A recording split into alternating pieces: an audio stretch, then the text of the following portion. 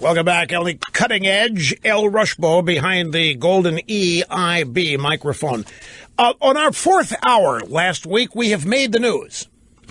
Apparently some drive-bys actually listened to it or heard about it. And both of them are at CNN. So up first, I want to go back and play the segment from, and many of you haven't heard this because this was exclusive to subscribers in our fourth hour last week. What day was that? Thursday? That we did the fourth hour, Wednesday or Thursday last week? Which day was it?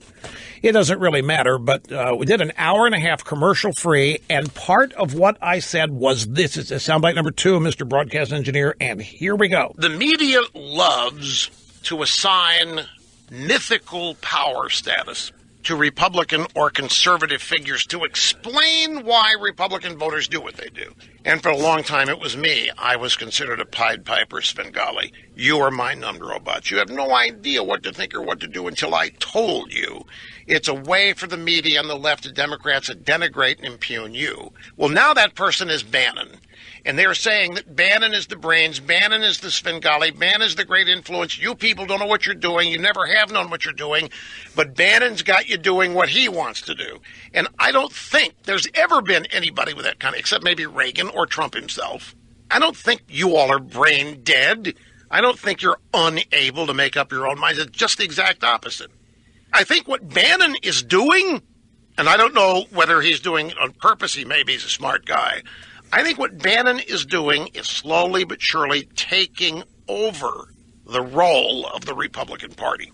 And people joining Bannon are the Republican Party is obviously not with Trump on balance. You have some in the House who are, but the Republican Party is on balance not with Trump. Bannon is attempting to put together a group of people who call themselves Republican. By running around and finding candidates to primary against incumbents and so forth, Bannon is doing this. And I made the point that I think that what Bannon's actually doing is filling a vacuum. The Republican Party has ceased operating as an entity that wants to win in Washington. They certainly don't want to win with Trump's agenda.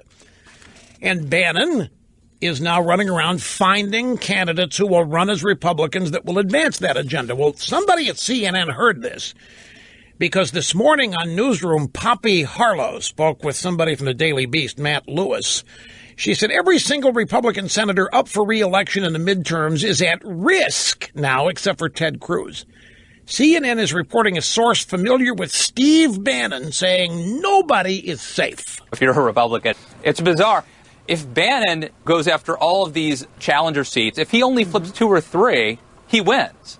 And the message is going to be sent, you better get in line with my agenda, the Breitbart agenda, unless you want us coming for you next. In the words of Rush Limbaugh last week, Bannon is, quote, taking over the role of the Republican Party.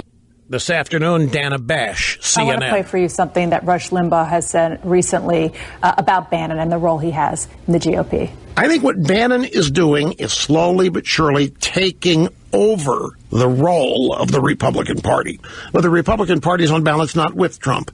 Bannon is attempting to put together a group of people who call themselves Republican. This is a really important point, and it kind of circles back to where we started the show about Corker and other Republican senators who never really wanted Trump to begin with. The cat's out of the bag now. Thank you. So they listen to the fourth hour.